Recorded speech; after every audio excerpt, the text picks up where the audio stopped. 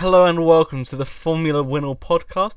As per always, I'm joined by my two glamorous assistants, Ed and Tom. How you doing today, lads? I'm doing great. It's the first time that since when haven't been in the studio for a while now. No, but we didn't get to hear how Ed's doing, and he's probably heartbroken. I'm sorry, Ed. I cut in. I'm fine. It's been a while. I'm It's okay. been a while. I'm okay. I'll survive that one, I think. So the audio is better. The audio is much better quality. I mean, it's still the same quality of hosts. Yes, Because, which isn't very As in much, bad. but yeah, as in there is no quality No. to it. But yeah, at least the audio quality is there. True. But it's a podcast. already with the Sorry. hot take. Should we move straight into Let's go practice straight before we? into it. Bang. Let's do it. So, Turkey is replacing Canada. That's the first thing I had on my the list. What did you guys think about that? I think it's a shame that we're not getting Canada, but I'm happy that we're going to see Turkey again. Hopefully, it will still prove to be a good race. You wonder whether it's going to be as low grip as last time. You think it'd be a bit more rubbered in? Yeah, Would it? hope Because so. there haven't been any more races there. have No, there? it isn't Just really drive used all for the anything rental cars else. around. Yeah, And it rains often. yeah. We just is got to hope funny. that it doesn't rain. I mean, it's on my birthday weekend, so I'm Yeah. kind of hoping it does rain because another dramatic race. True. I mean, I wouldn't be complaining, but for the drivers, But certainly the will be. driver, I mean, there was no crashes that race, which was amazing. No, but there was a hell of a lot of Spin no, spins. Yes. Even Verstappen did. The yeah, best driver on the exactly. Especially Bottas. Is this going to be the whole? This is going to be the whole thing. Is it just your cold takes? Yes, Yes. that's always. That is what- always He's already what it said- I'm speaking for once. Would you prefer I shut up? I prefer not to speak. I Don't prefer If not I to speak, speak. I'll be I suspended. was speaking a lot during the qualifying section. So, one of the drivers who spun a lot in Turkey last year was Bottas. Talking of Bottas, he was fastest in FP1. Nice. See that transition I did there? That was clever. Smooth Silky transition. smooth. There was a lot of drivers going out of bounds, which was a constant theme throughout the weekend. I've got down here Mazepin and Mick instant. I think this is where they were at like the end of the straight, Yeah, and so Mick was on a push Mick lap went or on a something second like push that. lap, and they hadn't told Nikita, Yeah. and he dove down the inside of him at turn one. And But Nikita got very angry. angry. And then there was a drain issue which delayed FP2, which I mean didn't really delay it for that much. It wasn't as bad as 10 last year. minutes, it was Yeah. a joke. It was a bit of a yoke. And then we had Max with a brake issue in FP2. Pretty just, normal stuff for practice. Got it sorted. There were the softs and medium runs in FP2. Hamilton, Verstappen, Bottas. That was sort of like the constant. Perez wasn't really able to get in the mix this weekend. Ferrari and Alpine were looking really impressive all the way from practice. And then we had AlphaTauri and Vettel, who were both quite disappointing again through the whole of the weekend. They didn't really show up apart from Gasly getting a single point, which we'll get on to. Low grip track. The hard tyres seemed to take quite a long time to warm up as opposed to last year. And then Verstappen fastest in FP3 from Hamilton and Bottas. And I was watching I think it's called Tech Talk, the show that F1 do. And I didn't realise, but Red Bull Racing had a new floor and barge boards that were ready for Spain and Monaco, which obviously didn't really prove to help them too much this weekend, but maybe by the time we get to Monaco, it might mean that they're the best team. It's going to go straight in the wall, always. It probably will. Straight into the fence. And then that moves us on to qualifying. So there was Ricciardo and Stroll with Q1 knockouts, which, obviously as a Ricciardo fan wasn't the best Just to thing make it clear, I see. watched none. I watched a bit of FP1, but I fell asleep because I couldn't be bothered. I missed FP2 and FP3, and I missed all the qualifying. I can't remember how much I watched. That's I why think I'm I watched. quiet, at least. I think I didn't watch FP3. Ed's only but- not quiet because for once in his career, Ricardo had a bad weekend. I Yeah. don't not like Ricardo. He's alright. It's just I like taking the piss out of you guys. Yeah, It's funny. that's probably more the reason why. But yeah, it was disappointing. Because we can't, because Albon's in a dead sport Yes. now. I'm not an Albon fan! Anyway, it was disappointing from Ricardo. There wasn't really any sort of excuse for it. It was just he messed up. That's it. Stinky win. He did do a stinky winky. Great insight there, Ed. Otherwise, Mick was 5/10 quicker than Mazepin. Mazepin just didn't seem to have the pace for weekend, and Mick just seemed to be in a different level. I Which think the question for Mazepin is, does he ever have the pace? I mean, to be fair, in Imola, I think, correct me if I'm wrong, but I think his qualifying pace and race pace wasn't too bad compared to Mick. I mean, if it's over a second slower than your teammate, then Yeah. I think what we found is that with the F1 cars, he struggles to hook it up over one lap. Well, it's what Daniel Ricciardo said in the was it first season of Drive? Yeah, first season of Drive to Survive. He says quite clearly, if I finish behind my teammate every single race of the season, my career is over. Yeah. So that'll be going around at the end of the season, I'm sure, unless Schumacher has a retirement at some point. Yeah. But even then, doesn't really It's count. a bit. But then you could see with, I guess you could say something similar with Russell and Latifi. How much, Russell, Latifi finished ahead of him in one race last year, didn't he? like maybe one race, Imola. but apart from that, and especially qualifying as well, he dominated him. But because Latifi has money and has good backing, I mean, he's a good driver, but he does have that backing, and that's why he stayed. What would have been funny, Bahrain, or Sakir, sorry, if Russell finished behind Latifi in the Mercedes and Latifi got a point, that would have been. You just want to see the world burn. I do want to see. I mean, that would have been. I love a bit of George. That would have been a scenario and and a half. Funny as hell. It would have It been. would be like you can't. Scenario 7.5. You said it would have been a 7. Okay, Anyway, I think me and Torin have there swapped was roles today. Alonso and Kimi in qualifying that were both. There's no really other way to put it other than outclassed by their teammates. They're both knocked out in Q2. But it was really, really impressive from Ocon to get into Q3. Actually surprising. I think this weekend has made me rate him a lot more. From 2020, where Ricciardo really had the measure of him, I think Ocon could possibly stay in F1 past this year, whereas coming into this season, I've struggled to see him staying longer than a year. Unlucky for Russell again, who he was so close to Q3. It was under a tenth. I'm not sure of the exact. It was like exact 7/100ths or something. Yeah, and then I've got embarrassing Latifi. That's right, because he was knocked out in FP1, not FP1, Q1. Yuki was 0.5 off Gasly in P14. He's had a bit of a stinker. He did have a stinker. I was going to say, like, there's been a lot of hype over Yuki. Yeah, he but was he supposed to said- be like the best rookie. Yeah, but if you look at... yeah, I'm going to defend him on this, even though I did say that Albon should have been in that seat instead of Yuki. The thing is that those two tracks, and I know it's not really an excuse, but he is a rookie and he hasn't had much experience in smaller formulas. It's fair enough. At Imola, though. Or being in a slower car. He did it in testing. Yeah, didn't he? loads of it. They had like thousands. Yeah, but it's still of one laps. test though. No, they Yeah. did like a good few tests and track days and camera shoots. Yeah, but I mean, guess they're not full speed, but still, you shouldn't be backing it into the wall. I think the most showing one race that he did was Bahrain. So obviously I think Bahrain is he what uh, raced there we'll in see. F2. I mean, Mazepin's meant to have his best performance of the year this weekend because when he did testing in the Mercedes in 2019, he was fastest of all. But Oh dear. we'll see, won't we? How bad was that test? I don't It's know. fair, Mercedes. remember. Taki Inouye shared it, so Taki and Nui saying, "You put a funny tweet." Can't remember what it was. And then we had Vettel in Q3 for the first time in I don't know how long, but I'll take a Vettel in Q3 and a Ricciardo earlier knockout at least once this season. at least once. If it means we get Vettel in Q3, Yeah, I'll take yeah. it. But good from Vettel considering I think Stroll was he was out in Q1, wasn't he? Sainz 0.3 above Leclerc. A really good performance. He's like adapted to that Ferrari. When you think it's different engine as well, really, really good season from him so far. Just quickly to cut in. Sure. This was the test results of that test day that I was talking about that Mazepin topped. The reason he topped it is because the only other drivers who ran on the C5 tyre that day were Yeloli, who was a Nick- race, Oh my Nick god, Yellow that's a Lee, name yeah, from that Racing Point, back in the the day. Latifi and the Williams of back then. This was 2019, and Kimi Raikkonen in the Alpha, Albon in Toro Rosso, Fuoco in the Ferrari, Aitken in the Renault. Jeez, this is a step down memory lane. Sete Camara in the McLaren, Turvey in the McLaren, and Dan Ticktum in the Red Bull. And there's still some solid drivers in there. In all fairness. Yeah, no, there is. It's just weird seeing them in an F1 thing because most of them, a few of them are Formula E now. True. So But yeah, and then Ocon ended up finishing P6, which I thought was really, really impressive. I know the Alpine has looked strong all weekend, but to put it in that slot was really good. And then the McLarens were just a bit meh this weekend. They showed so much promise over the first two rounds, and then it kind of just like P7. It's not bad, it's not good. It was Who's about that? average. For Lando oh yeah. in P7, so it was like meh.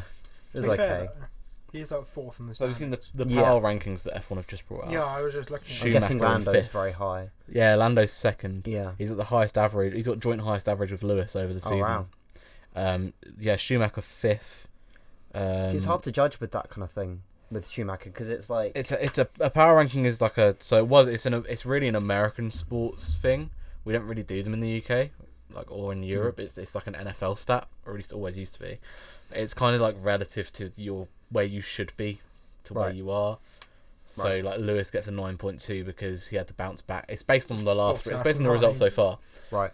Bottas I in see. ninth. I love that. So you know when Jesus. you know how Mick Schumacher in fifth. Shut up. so you Those are red you know stalks, you isn't know it? how when a percentage changes, like the fraction gets bigger.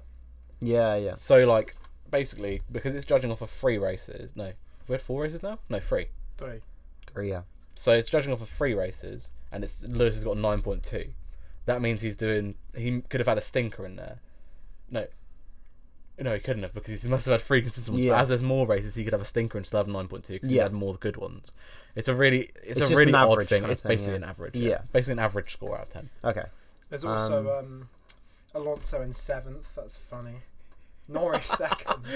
Norris second. What? Second, I think I love a bit that's of reasonable. Fair enough because Eight- I think Verstappen should probably Ocon be. third. Ocon third. That's a bit. Above Verstappen. To be fair, fourth. Bahrain Is Stroll on it? Because No. I feel like because Hamilton, Norris. Stroll isn't on it. Hamilton, Norris, Ocon, Verstappen, Schumacher in fifth. What Leclerc, are the other Alonso, names? Perez, Leclerc. Bottas, Gasly. Yeah, but when you consider that Mm, Ocon probably would have had quite a good finish in Bahrain, but he got yeeted. I guess so. Yeah. And then Imola, he scored points. I'm really surprised Stroll isn't on there.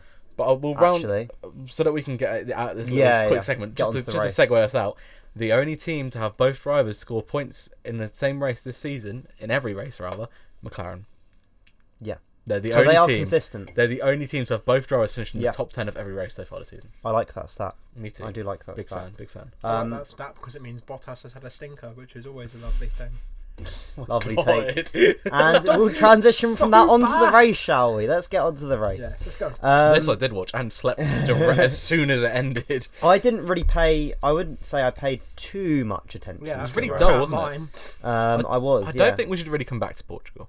I don't think out of the tracks that came in last year, I think it's probably the worst one. I like the idea. This is what I think. I like the idea of. I can't remember who it was who said it, but we should have 15 mainstays on the calendar, so like the historic races, like Monaco, And there's- Silverstone, Monza, Suzuka, maybe It has to be Monaco. Spa. I think I might have already said Spa. Malaysia. I Bring it back. No, Such a good circuit. not. I would like to see Malaysia back, but this is what I. So I think. Throw hands. So, so this is what I think. So there should be 15 races that are mainstays on the calendar, and then 5 races that alternate every year. Yeah, but if we have 20, if we're having 23 races a season like this year, you've got 8. So keep it to 20 races. I don't think there should be 23. I think we should have as many races. I as think we possible. should have 32. 32 races. all back to back, no break. No, because then it becomes the NFL. No, well, it becomes slightly better than the NFL. One team has a bye week. Every race, every. I'm gonna say No, but like someone accepts what I the mean is win. that you have like 9 months a year without the NFL. We have that anyway, pretty much. No, but not for F1. We don't. We No. have 3 months. Yeah, true. But the last race of the season's in December now, and then testing starts in the middle of March. True. Yeah. I don't know. I think we But- should still have as many races as possible. But either way, even if say we have 23, maybe I think have 23 is the cap. I don't think we can go much more than 23. No, but but I when think- we have races like Miami in there, and it's Yeah. just a total waste of Yeah. everyone's time. It's like, what's the Should point? have been a street circuit, and What- a better street circuit than the one they came Yeah, up with. of course. What is going on from that? Is that going to be a 24th race next year, I or think so. I guess so. I don't Well, they haven't know. really said anything about No. it, but like, No. they just said it's going to be there? to be fair, Yeah. like I kind of like the layout. I mean, it's not bad. It goes It's through better than what it was. I anything think. that's near a stadium always looks kind of cool. Yeah. Yeah, like- That's Race of Champions fault though. Yeah. That's the only like. It would have been cool if it went through it. Went through the stadium. Yeah, if it was like Race of Champions and it went Yeah. through it, and then people started doing like jumps over each other. Yeah. Yeah. Or like the X Games in Dirt 2, but now I'm Joker really laps. showing my age. Me and Tom were talking about it. I think on the race, imagine if there was a Joker lap, Yeah. Goodness. Yeah. Because on Portimao, obviously, like you've got the a different chicane. Obviously, lines that would be where a the bit bikes dangerous. Yeah, but we could have done that with Spain and Paul Ricard. Spain, Yeah. the Joker lap would have to be one where you go longer, otherwise there'd just be a safety concern. Because if you just smack into the Shortcut. back of people. Yeah, I think it should be It'll have to something be like a that. It'll have to be a shortcut, and then It was just like a cool idea. It wouldn't happen. It wouldn't be safe. It wouldn't No, happen. But it would never get It approved. would be pretty cool. But yeah. So on to the race. The drivers at the front kept their positions pretty much, I believe, on the first lap, apart from Sainz, who got ahead of Perez. So Sainz, doing a really, really good job as usual. And then a good move by Ocon on Norris. They sort of battled for half the lap. Ocon got into P6 momentarily. There we go. But Norris got back past. Ricciardo had a pretty solid start into 14th. And then coming on to the second lap, Kimi had a bit of a weird incident with Giovinazzi where he kind of hit his wheel and knocked the wing under. That's the sign that he needs to hang up the boots. It was a weird crash. It was just stupid. I just didn't really was it because he thought he didn't realise the slipstream that he was going to get, or he just didn't judge it, or Martin Brundle said it was a rookie mistake. It was a rookie mistake, and we've seen Mazepin make worse mistakes. Would make, but his career is older than most of the drivers. Yeah, but a rookie mistake isn't. Yeah, I know. Doesn't mean you're a rookie. It doesn't mean you're a rookie. It's a mistake that a rookie would make. That's the sign that Raikkonen needs to give it up now. I mean, we had the sign of that last year. But I'm not gonna get into that. Go over to DTM if you want to keep racing. Albon's in DTM. I don't support him, so that's fine. But yeah, so yeah, I mean, Super Formula even. It's hard to tell with Kimi because I think if he was in a car that was maybe around the Alpine or Aston Martin level, that is a really good. I think Alpine and Aston Martin are the best cars to judge because you're sort of at times you can fight with the McLarens and Ferraris and the AlphaTauris, but then you can also go back into the Alfa Romeos and Williams depending on what track it is. But yeah, so there was obviously that. So I believe there was a safety car. And there was the restart, which Bottas, again, just like Mugello, took ages to do. But luckily there was no big crash this time. No, Verstappen did almost. Imagine if Verstappen and Lewis had collided there. That would have really thrown things up. That would. Hamilton would have still been leading the world championship, wouldn't he? Yeah, at 1 point. Yeah. And then Perez probably would have won the race. Yeah, that would have been seamless. No. But Ed, yeah. Don't know what Ed's reaction is to that. No, I'm kidding. I don't mind Paris. No. But yeah, so then there was the restart. They didn't crash into each other, and Verstappen ended up getting ahead of Hamilton to go P2. Perez and Norris both got past Sainz on the restart. And then Norris in turn got ahead of Perez. I think it was into the hairpin on the left-hand hairpin, possibly. Can't quite remember. There was a good battle with Leclerc and Ocon, with Leclerc eventually getting ahead.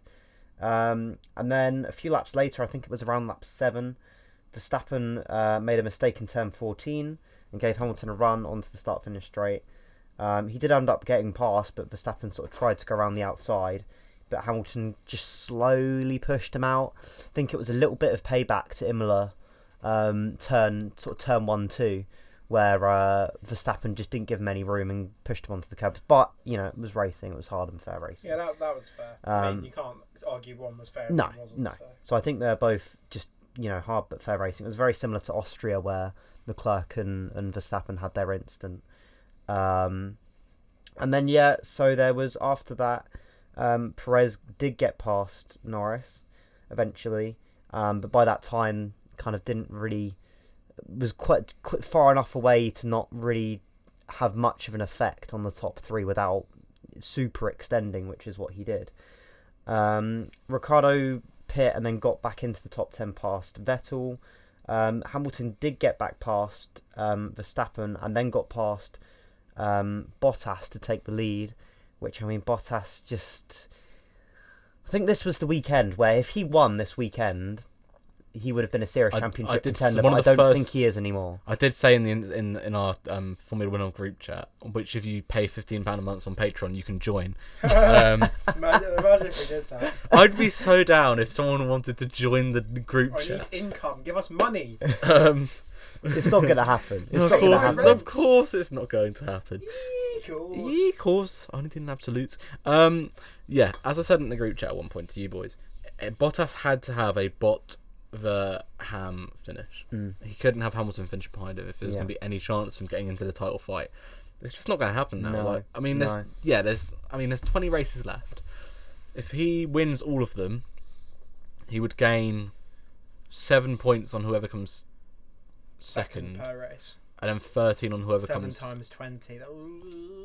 He'd make up the gap that he's got Yeah. currently. Just, He would, but he's not going to win every He's race. not going to win every race. No. so- What I find funny, I'm seeing people on Twitter saying Bottas is better than Rosberg, and that makes me chuckle heavily. Like, to what? The point where I need Yeah, to Bottas collapse. actually had title battles. Like, He's there has- better- We he- haven't had a. We haven't had. Albeit the people I see saying it are finished, but even then, that's just delusion. It depends what context it's in, because I think it's just like he's flat out better. because What? Bottas is better for Mercedes than Rosberg. I would say Bottas is facing Hamilton at a point where Hamilton is a better driver than Rosberg. I think Hamilton is better now than he was back in 2016. Oh, I don't think and Rosberg could have driven the new 2015. cars. I don't think it had No. it in him to do the whole bulking up that drivers No, have to no. do. But I do think Rosberg was a better driver than Bottas. Oh yeah. Not even close. He is Yeah. decades ahead. But yeah, and then there Bottas was wasn't like extraordinary in lower categories. Mm. Like drivers He's- like Grosjean were more He impressive in is lower today's categories. Kovalainen. Yeah, you know. undoubtedly. yeah, that's a good point. It was weird when Kovalainen got that Mercedes seat, but then again, Mm. there wasn't really anyone available at the He's- time. So It was just a straight swap with Alonso. Yeah, Of course for it was. Renault, but like he's in over his head, and once he's out of the big team, his career is pretty much Mm. over. He might Yeah. go to Lotus or but I just Lotus. Lotus. Lotus because that's what Kovalainen did. Oh right. He went to Lotus. So we'll go to Alpine then. There we go. yeah. They predicted it. But Alpine's drive lineup next year is Gasly and Bottas.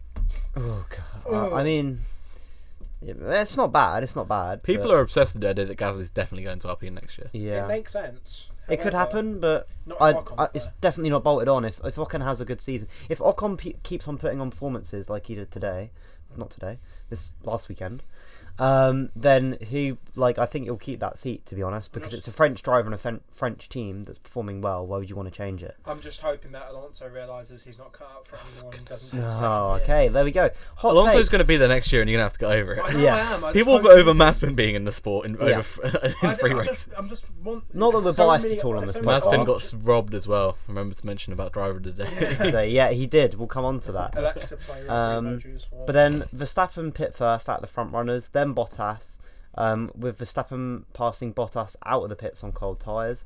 Then shortly after that, there was the Perez Mazepin incident where Perez had extended and hadn't pit like the front three, and Mazepin. Perez thought Mazepin was going to let him pass into turn 2, turn 3, the right hander, and then Mazepin just ended up turning in. Did you hear the team radio for that? Did he get angry at his engineer or? No, Mazepin genuinely, it wasn't on purpose, it was obviously a mistake. And then he was like, oh, I'm sorry. And then Gunter came on the radio. It's fake. Is it fake? No, that's why the no, F1 account posted it. That was that's team radio from Grosjean in 2017. Was that where he went like, shut up? Yeah, shut up, Yeah, shut up. yeah. We've had I thought that was legit. I thought No, No, that was like the it's Drive an- to it's an- Survive it- memes, I think. Well, I thought that was on the F1 account. it was Nah. actually the team radio taken directly from Grosjean saying that the car was too dangerous to race at USA 2017. And Gunther tells him to like shut the hell up, I and kind then of swore, I was saying, it did seem out of pocket from Gunter. But, yeah, no, it wasn't actually Gunther. well, I got bamboozled there. Gunter would be like, could you Yeah, imagine that big would not be big good. daddy Shut Mazepin up! afterwards? Shut up! Yeah, there would be a fist fight. going Gunther on would have to there. come out and do like a public statement, Yeah. apology, like Lance, Yeah. like Lawrence Stroll, except for it wouldn't be I Lawrence am Stroll. extremely I upset. am extremely angry. Iconic. Absolutely iconic. And then so as I said, Perez was left out to extend, but I don't really get what they were expecting him to do against Hamilton. He just got past him. They were very hoping to easily. pull a Bottas 2018, Yeah, but when you think about it, in 2018 Ricciardo wouldn't have done that because he wouldn't let them do that to him. yeah. In 2019, Gasly wasn't up to pace enough to do that. Neither was Albon. No. In 2020, Albon wasn't up to pace enough to do that. They can do that with Perez, Yeah, but I think he has been doing better. Perez has been. He's Oh, listening that's to the what you're Lawrence saying. Stroll. Any suggestion? I am extremely angry. For once, I wasn't at adverts on YouTube. No. Oh well, in. Carry on. Yeah. Yeah, I think that Perez will really succeed. As I said earlier, I think that Spanish Grand Prix, qualifying, we'll have a poll which will either be Norris or Perez. And I say that because it's my birthday, and my birthday tends to be quite lucky with things like that. Yeah. So that means Ricciardo will get a podium then. Well, no, my birthday's that's the day after my birthday, unfortunately. Damn it. But you know, Lucas Moura hat trick, and my 18th birthday, Lucas Moura scored that hat trick against Ajax, and Chelsea my women favourite play band Spurs released. women tonight. Huh? Chelsea women play Spurs women Yeah, tonight. but that's Spurs women don't. It's not. I saw that game at Stamford Bridge a couple of years ago. Oh really? 1-0 win, Beth England. Let's go. Very good, very good. First minute goal, and that was it. Anyway, We love a sidetrack. Don't we? Yes, a lovely little sidetrack. So yeah, Hamilton got past Perez. Leclerc passed Sainz into P6, which was probably going to happen at some point or another. Sainz, I think it was a matter of they messed up when to push on his tyres, and I think from hearing the driver interviews, I think that's kind of what happened. They pushed at the wrong points in the stint and wore out the tyres too much. I was watching Taylor's Notebook after the race, and they spoke about it, and you would have expected Sainz to or at least a former Ferrari driver not to be named, would have maybe had a go at the team for it. But Sainz was like, no, it's my bad, it's our bad, we'll learn from this. Which is good. I like that attitude, and I'm not going to say their name, but he would have just been like, or not mute the radio for 2 minutes. Is that Fernando Alonso you're going to say, mate? No, a more recent Ferrari driver. What, who Vettel? has recently departed. Yes. Vettel never did that. Would he do Last that? year, he fully a couple of times he just fully said nothing after the race after the team screwed up the strategy. He just wouldn't talk to them. Well, yeah, but that's pretty much to be expected of someone who's been kicked out of the team. Yeah. You got to remember, Seb was kicked out of that team. I'm not saying it's. No, I'm not saying that. Well, no. What I'm trying to say is it's a better attitude than what but- Seb had, even without the Ed, context. let me speak. What I'm trying to say is Carlos has just come into this team. He's got to be a massive kiss ass to them because otherwise he's going to go bald and get kicked out of the team. Yeah, especially with Leclerc in there, which is like their golden child. Ed, if you worked somewhere for 5 years and gave them your everything and made a couple mistakes, yeah, maybe, and then they made you redundant and said, oh, but you still got to work for us for a whole year and we're just going to mess you about the whole year, you also I'm very not- happy I'm with not, it. I'm not saying Vettel.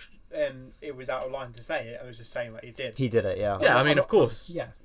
But Vettel was coming up with the strategies. Remember Yeah, Spain last year? yeah. He's like, okay, here's the job for you. Yeah, it was kind of like his own doing sometimes. Got to but, hop out of the car, change tires. Yeah. But Some out of tuned. talking of Carlos the Sainz, feels. as a way to sort of transition out of that, Sainz, yeah, he just dropped like a stone. Ocon passed him. Then Alonso passed Ricciardo and had a very sort of determined team radio of who is next, which is good to see. He's still got that sort of drive to succeed. And then he also passed Sainz to go P8 Alonso, so a good performance from him. Double points finish. All the commentators were going on about how good Alonso was because in the end of that race he really came alive. He did really well. I think he had really good pace, and also I think it was the Alpine really suited the hard tyres, whether that's because of their intake philosophy or whatever, or their rake, or I don't know, but they just seem to run really well on those hard tyres. Oh god, imagine if Alonso gets a podium this year. He very well could do. I think out of any of those teams, Ferrari, McLaren, AlphaTauri, maybe Aston Martin. I wouldn't include Ferrari in that group anymore. Would you not? No, I think the midfield of the sport. Do you know what's funny, right? And this is totally off topic, but sorry, you're gonna have to give me a second to go full circle. On the train up here, I was watching 2018 race highlights, namely Bahrain and Silverstone. Not any. Well, I wanted to watch Seb win a race, to be honest. And I was thinking back to how it used to be the top 6 and then everyone. Yeah. Because that was before Williams fully dropped off. That was sort of the start of the decline. That was the Sorokin Stroll year. Yeah. Which in itself was definitely something. Yeah. And then the way that the things are now, we've got a back 2. Realistically, we've got a back 1, which is Haas. Yeah. Then we've got Alfa Romeo and Williams. Which are kind of like sometimes some weekends they'll be a bit closer to sometimes they mess with each other or whatever. Yeah.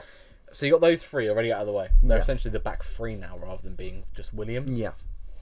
And then you've got a top 4, which is Mercedes, Red Bull, Ferrari, and McLaren. And then you've got everyone else.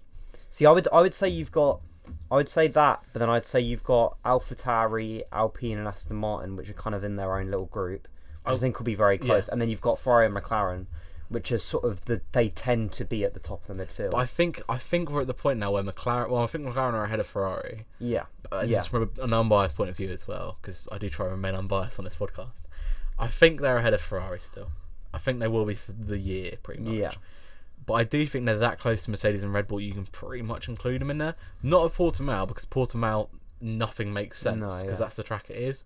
But at Spain, which is just at Barcelona, rather, which isn't Spain, which is a testing track, we're going to see the true pace. And I think we'll see Red Bull out front, and then Mercedes and McLaren squabbling.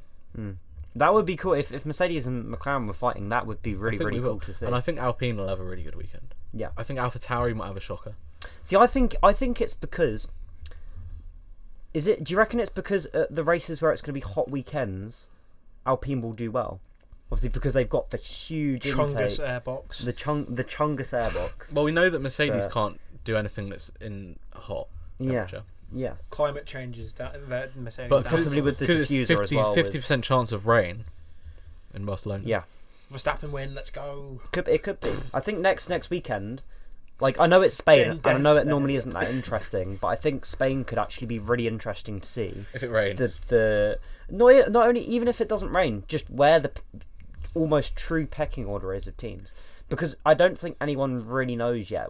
Like, there's a sort of a bit of a rough order, but I think next weekend we'll really iron it out, like, where everyone is on an average It's got weekend. competition this weekend, doesn't it? I think it'll be It's got interesting. the BTCC to go up against. It does. Oh, It does. yeah. And Formula E on Yeah, this but weekend. we Not can much. round up to that afterwards. I'd Yeah. probably watch Formula E over F1 if I'm not. BTCC I'll over say that Formula E. first. Yeah, BTCC over everything.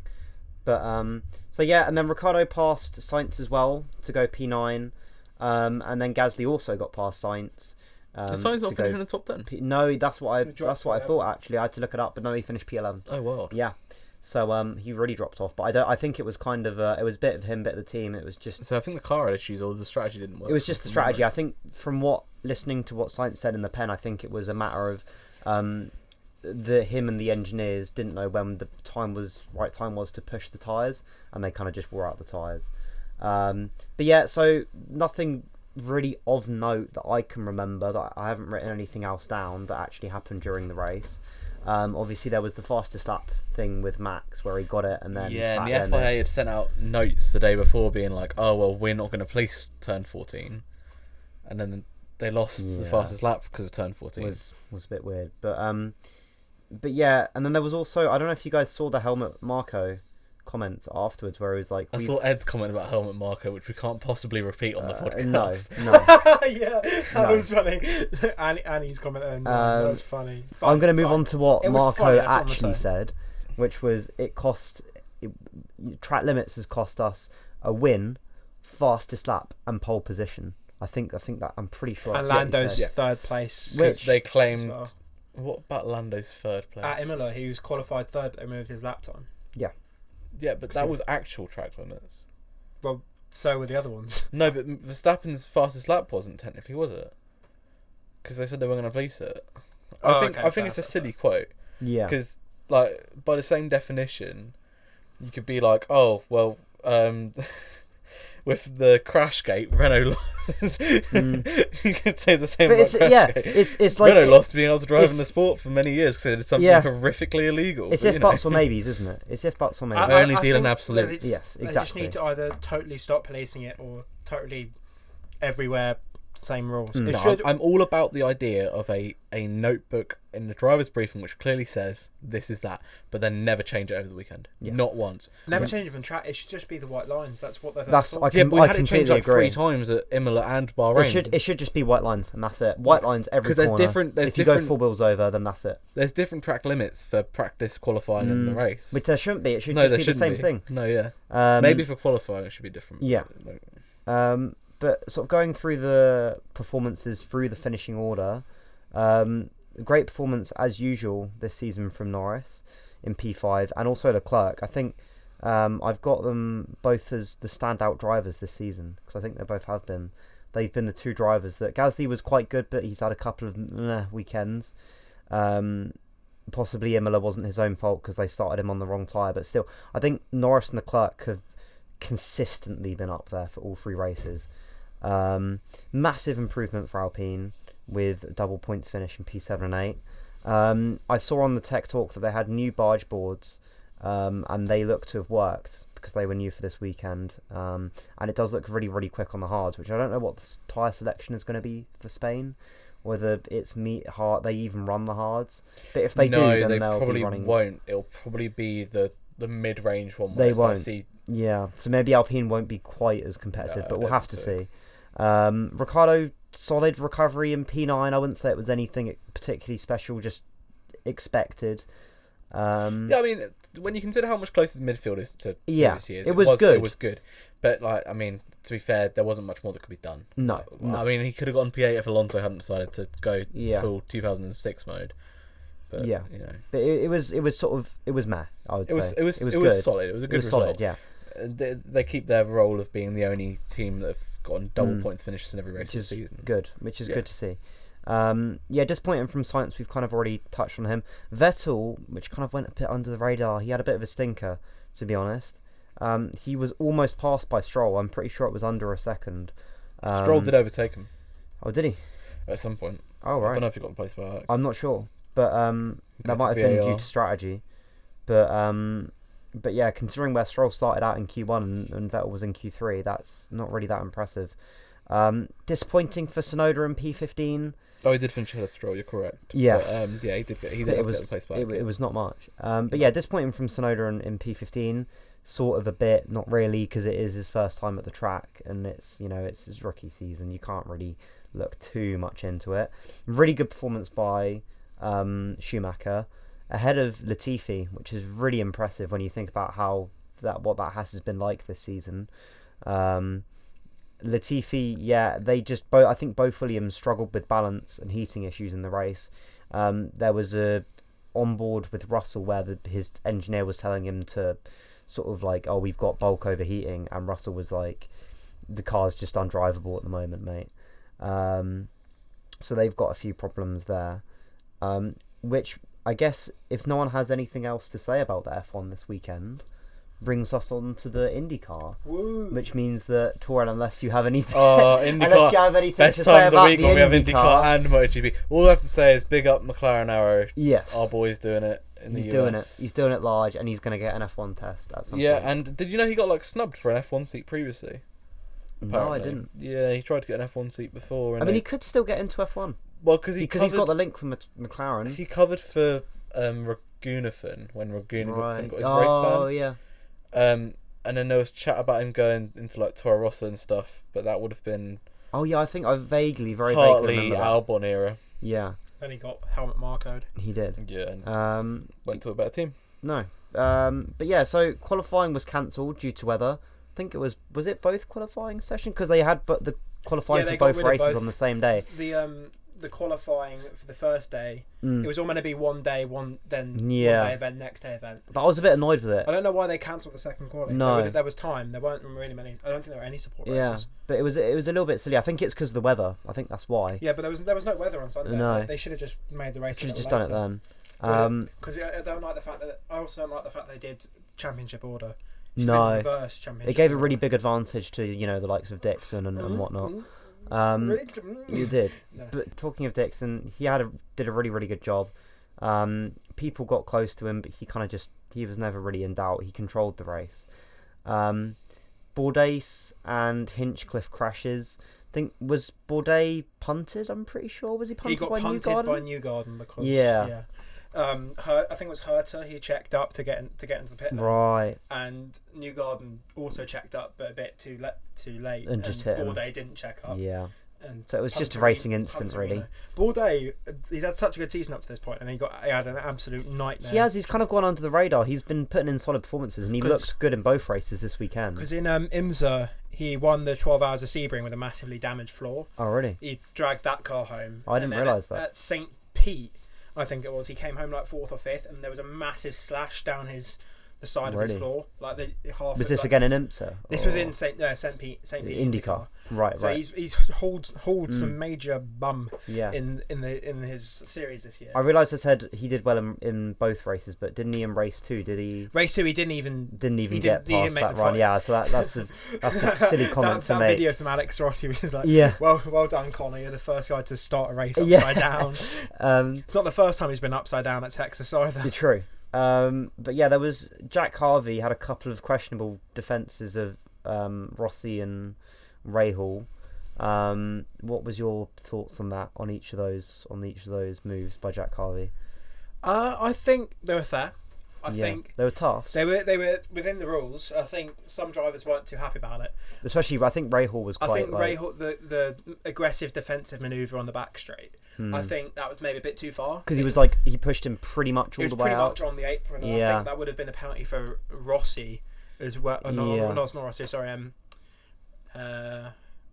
Rahal. Sorry, Rahal. I think it would have been a penalty for Rahal for overtaking off the track. Yeah. And a penalty for Harvey for blocking. See, I think they should let him. I don't know. Yeah, I think they should possibly let him overtake on the apron.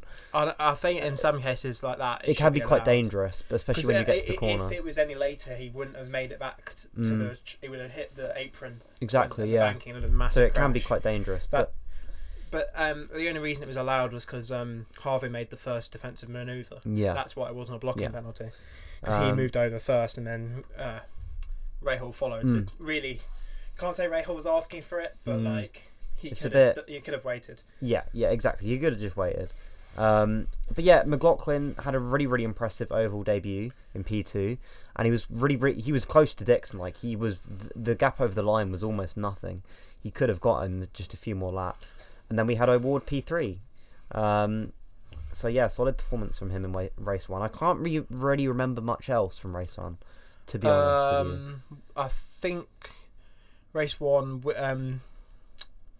that was about it. Race 1 was a bit dead, really. Yeah, because who was like P4 and 5 in race 1? I can't remember. I couldn't tell you. I went to bed the second that race ended.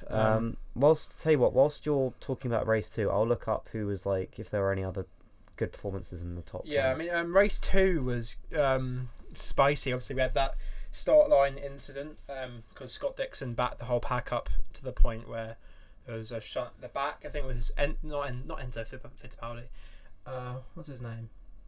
Pietro Fittipaldi. Yeah. He hit the back of Bourdais, I think, because he loves getting hit at the back. Yes. And that triggered a pile up because everyone was checking up. And it was a bit of a weird incident, but it was Fittipaldi's fault, wasn't it? No, it was Dixon's fault. Was it Dixon's fault? He went way too late. He backed the whole pack up. Yeah, because it was a bit like Bottas at Mugello. Yeah, because didn't Will Power complain about? Will Power complained about it. But yeah, he's done that before. He did it at Iowa a couple of years ago. Which I can't say I really remember, but I think you're allowed. I think in that case you're allowed to complain about it. Just because you've done it before doesn't mean you can't criticise it when someone else does it. So really. I've got the rest of the results from race 1. So Palou was in P4. So Palou's been doing really, really well this season. Actually, he's been probably a standout. I didn't expect him to be as good as he has been. Because is this his first season in? It's his first season at Ganassi. Ganassi, so he's sort of like really stepping up to it. I think it was at Dale Coyne last year. Yeah, he wasn't really in the best car. Yeah, he was in what Bourdais in now. Yeah, I think. Which again just shows how good of a job Bourdais doing. Yeah, Bourdais wasn't in. Oh, that's right. I think he missed out last season. Yeah. And then Jack Harvey ended up finishing P7 because he kind of dropped off. Newgarden was P6, Rahal P5. The rest of it wasn't really too crazy. But yeah, race 2, obviously there was the big crash. Dixon and Palou, I remember, had the pace, and they kind of just gapped the field at the start. O'Ward he had a crazy race. There was the massive save that he had. I don't know if you remember trying to pass Will Power. Where he didn't push him onto the apron, but he was there was only just enough gap, and O'Ward I think he was touching the apron or he was on it, and he had to proper check up and save it. And then Harvey retired because he had, I think it was something to do with his brakes were on fire or something. I can't quite remember. Because Herta had that in race 1. Yeah. Who was it? Race he did, 2? didn't he? Yeah, Herta. It was Harvey. Harvey. Yeah, he had the same problem. I think it was Harvey. What team's he in? Maya Shank. They have a mechanical alliance with Andretti. Yes, yeah. So they would have had the exact same brake stuff and all that. So that probably makes sense. They probably need to get a new batch of brakes in. But one thing I did hear actually was, I don't know if you heard it as well, but when they were talking and they were saying that Maya Shank is expanding and whatnot, I think Castroneves is supposed to be racing for them, Maya Shank in the 500. Yeah, he In is. 500. I know he's racing the 500. Yeah. I didn't know it's for Maya But Shank. I'm pretty sure it is Maya Shank, Yeah. as well as I think Harvey is doing it as well. I'm So they'll have a liking two-car I'm team. liking the shuffle of the field a bit now. I like that Yeah. Kanan is back again, because last season he kind of got robbed of anything.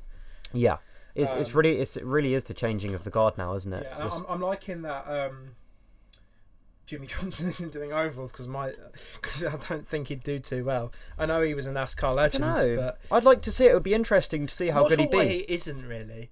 You'd 'Cause think he was that in his ovals seat. would be the thing he would do, but I feel like he'd still. It was Kanan, wasn't it, that was in his seat? Kanan is in the ovals. Yeah, but you think it would I be think- the other way round, if anything? Jimmy isn't even doing the 500. He's commentating Is he not? on it. Oh, yeah, on, he is. He's on Yeah, the yeah. NBC crew. Yeah. I don't understand why he isn't, because No. these are the tracks he has raced on. You'd almost think it would be the other way round, that Kanan would be doing the road races and street races, and Yeah. Johnson would be doing the ovals. But One thing I find weird as well is Connor Daly's contract, because he does the ovals for Carlin, and there's the road tracks for Ed Carpenter Racing. does he? Because Ed Carpenter races the ovals, right, because he only does ovals because he's an oval magician. right, yeah. He always gets pole at the 500. But I don't understand why. It's crazy that drivers can just move It's teams weird. mid-season and have two contracts. At Yeah. once. Which is The I same think it's series. cool. I think it's cool. It's cool. It's a It nice just change. gets a bit confusing. Like, oh, he's It in does. Carlin this week. Especially for someone like me that's only probably really started getting into it the last couple of seasons. It does make it quite confusing. And then on the restart after that Harvey retirement, O'Ward went round the outside of two cars in the restart. Like, he was just on a roll that race. Rahal made up 3 positions in the stops. He overtook Power and O'Ward to go P2.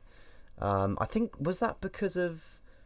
I'm just trying to think why there were the stops there, because there was a bit where they all came into the pits, which is why I've written, Rahal has gone up 3.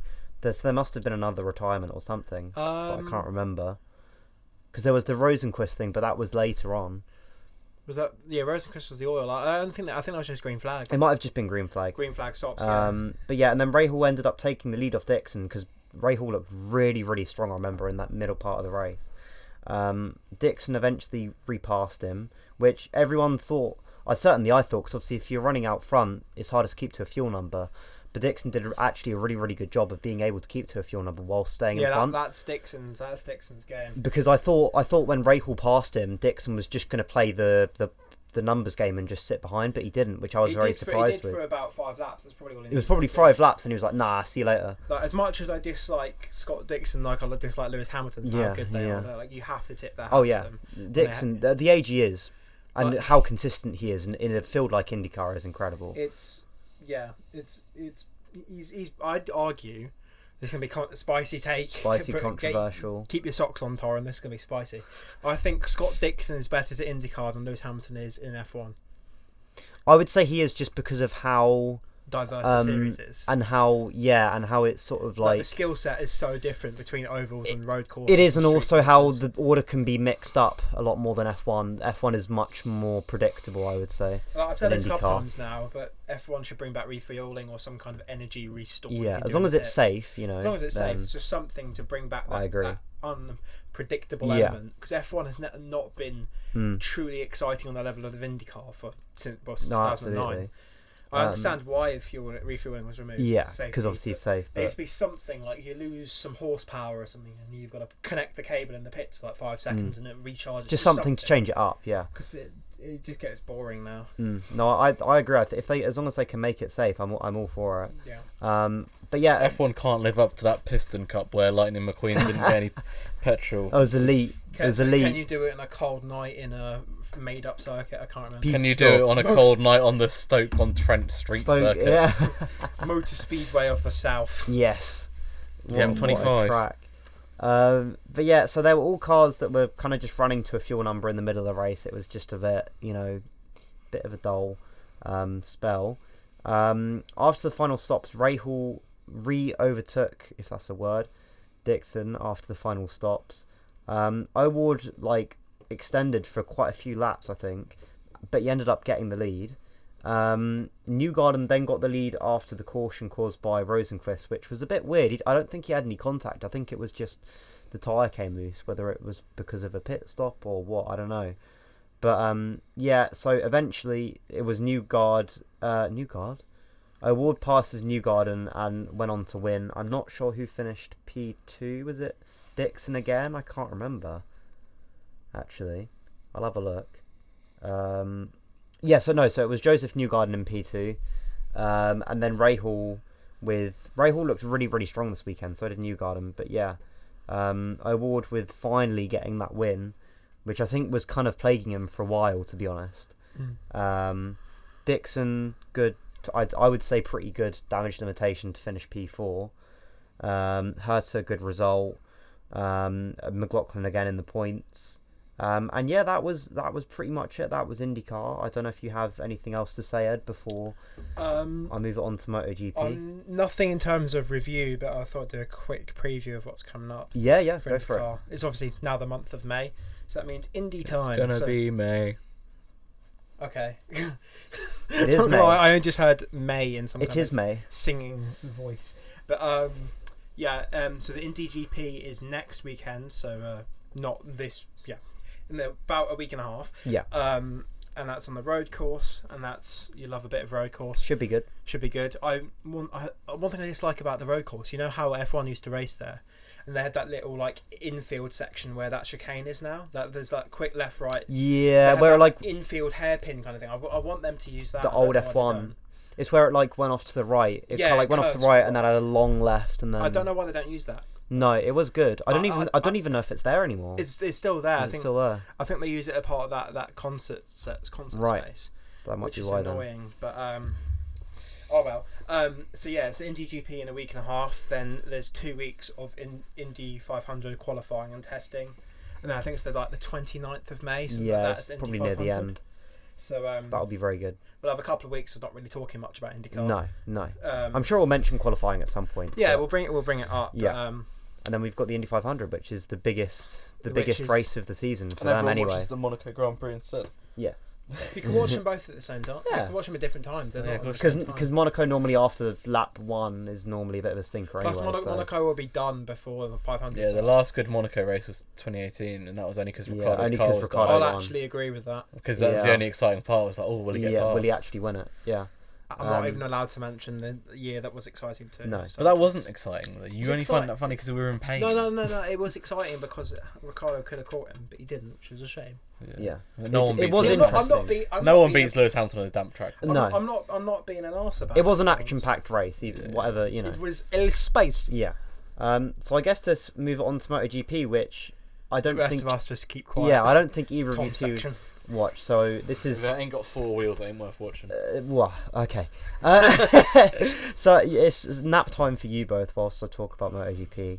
So it was a Quattraro pole from a very, very close, as it always is, Morbidelli and Miller. This season for MotoGP looks really competitive.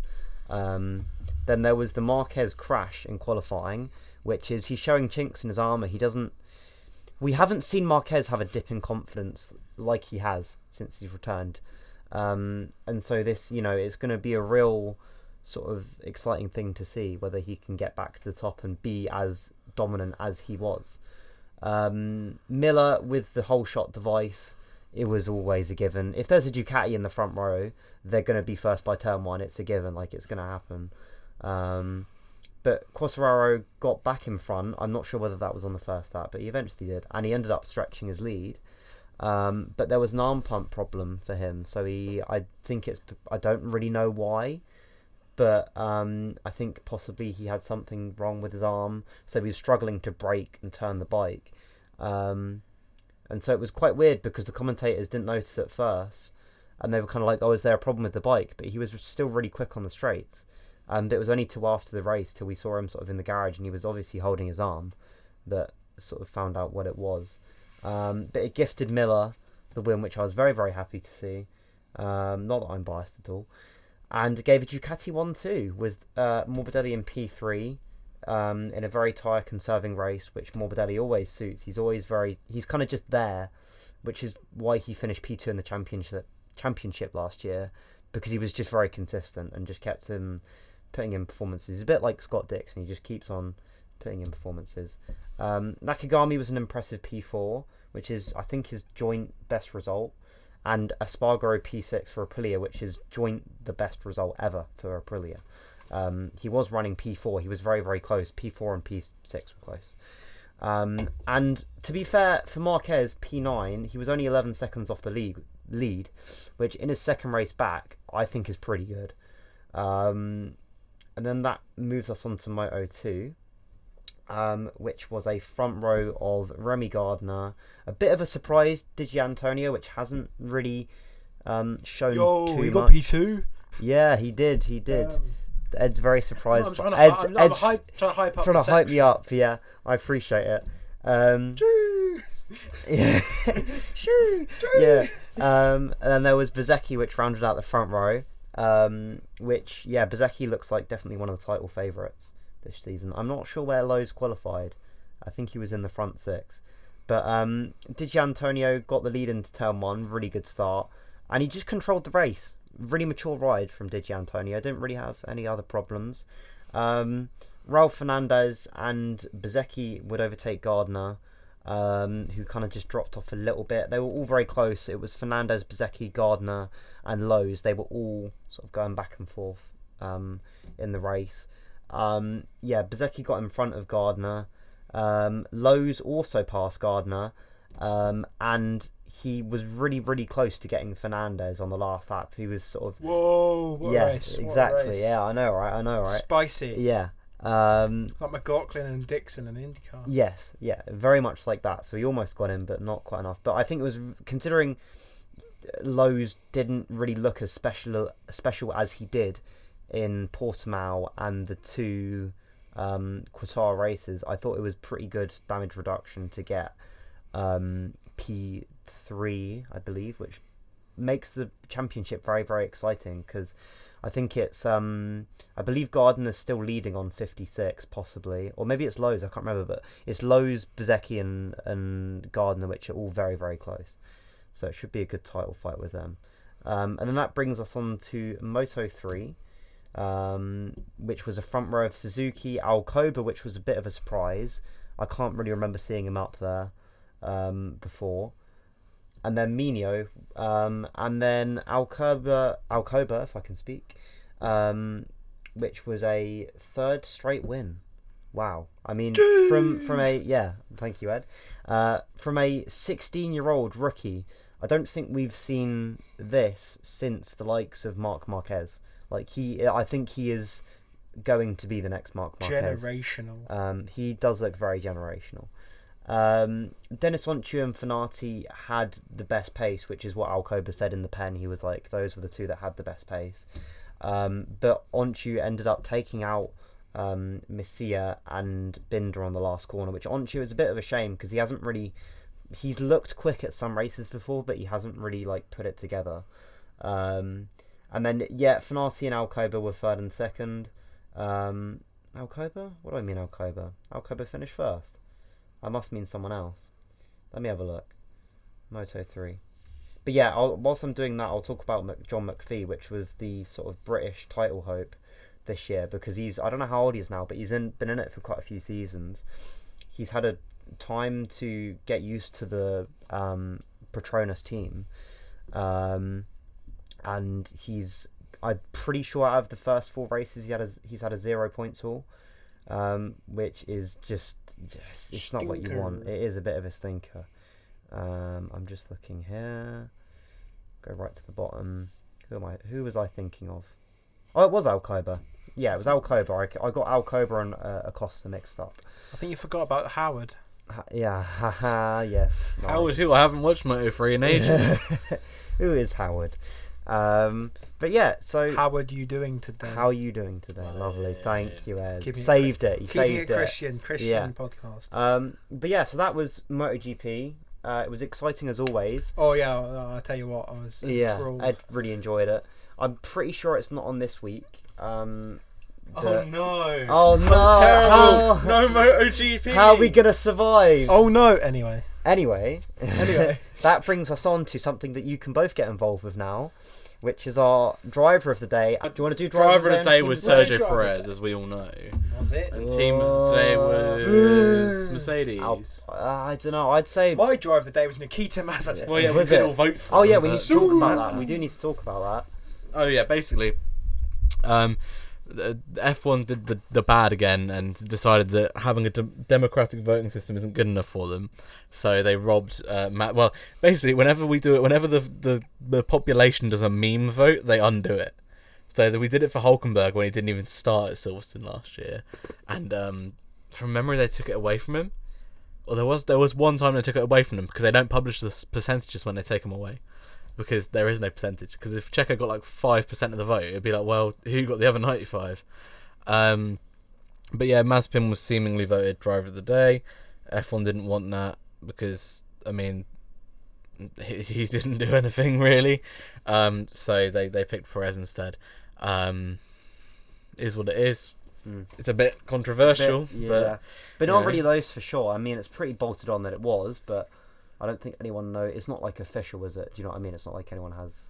No one has the proof percentages. Well, I don't think enough people would have voted Perez driver of the day. No, because I don't think he was. I don't think he was a realistic driver of the day. No. He did a solid and okay performance, but he could have just not got overtaken by Norris, and he would have been be able to get into that fight more. I think for me, my driver of the day, I think I'd have to give it to Alonso. He hasn't really shown his true self before this season. He hasn't really been able to shine, but solid race, possibly back to his best. He looked really, really strong on the hard tyres and was just flying. He was whizzing past people, and he almost overtook Ocon. When you think about where Ocon started to where Alonso started, it was a really, really good race. Ed, did you have a different driver of the day? I mean, I'm assuming what I'd say Mazepin. Let me think about it. No, I don't think there's anyone different. No? I was thinking, Alonso. Ricardo? No, I wouldn't say Ricardo because he's basically just doing what Albon possibly did a Hamilton, season. maybe Hamilton in there. You could, he did.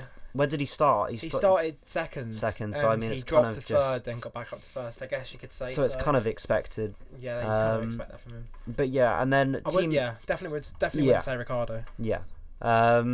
Team of the day, I think I'd have to go for Alpine just because they've improved a lot from what they were like in the first races. Maybe they could be a contender for sort of maybe behind McLaren and Ferrari possibly. Maybe they could take that over Aston Martin and AlphaTauri, who knows? Because Aston still haven't, in the races that we've had, Aston still haven't really shown us anything special. I think the best they've done is maybe a P10 and a P9 for Stroll. We haven't really seen the best of Vettel yet either. So yeah, I think Alpine have a really good shot to do that. But yeah, unless you guys don't have anything else to say, I think that brings us to an end. So it was 5 years ago today that Verstappen and Kvyat swap got announced. Was it? Yeah. And we all know how that panned out. Lovely job. Yeah, one of them got a great job being a pundit on F1 TV, yes. and one of them just kind of loses to Lewis Hamilton week in, week out. Yeah, that's what we call a simply lovely analysis, right there.